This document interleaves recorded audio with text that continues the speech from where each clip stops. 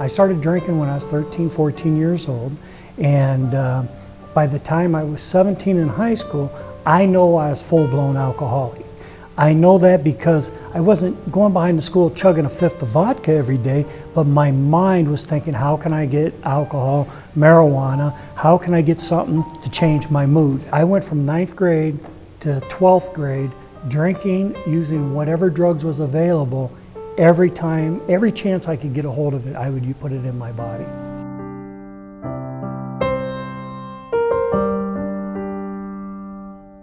Alcohol and Coke wasn't working anymore in my life, so I kept trying to drink more and drink more.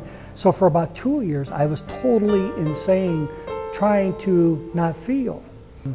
Even though I wasn't having fun drinking, I did not look at drinking as was my problem. I looked at my job, my marriage, everything else was my problem. Drinking's what I did to curb the emotions. October 21st, 1984, I had my last drink and drug, and that was because I OD'd. I OD'd on a vial of pure menthol, a box of baking soda, a 1/4 ounce of cocaine on a 4-day drunk, and I OD'd. That's what brought me to detox. I was just a shell of a human being. It was completely over for me, and they took me to Main Street Detox. There was never any decision on this day or this moment.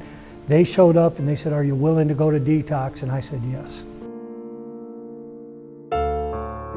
When I first got here, the fear was so intense, it felt like it was crawling on me every day. On the streets, I was kind of a tough guy, wild man, if you will. I would fight, never show emotions, just ran wild.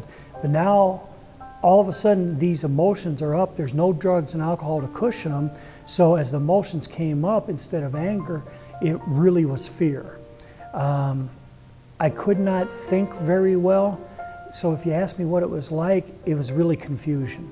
Confusion multiplied by fear every moment of my life.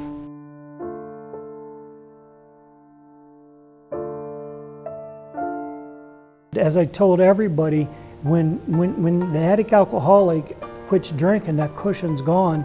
There's this committee that runs in your head, like thousands just talking to you all the time, and we don't know how to calm down.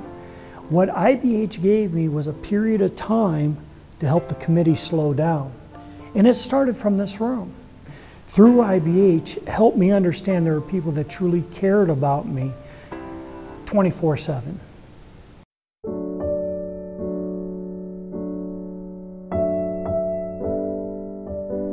They called my mom after my OD and told her I had brain damage. And one of my biggest resentments was against my mom.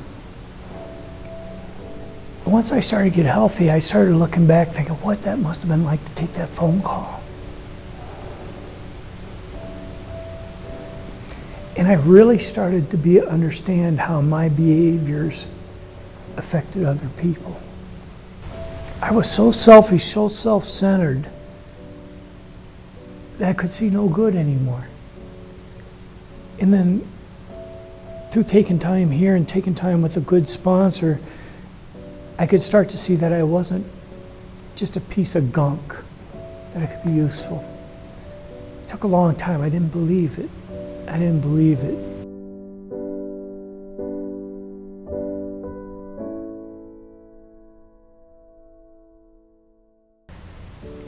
You know, I stayed with my parents in Barberton, and I drove up here today, and I wept the whole time. The memories, the old timers who helped me, they're all gone. What I call the hocus pocus of this chapel, the penetrating power that's in this room, I couldn't wait to touch it again. And I know it's just 4 walls, I know that. But I know something happened to me sitting in this room that didn't happen to the rest of the people.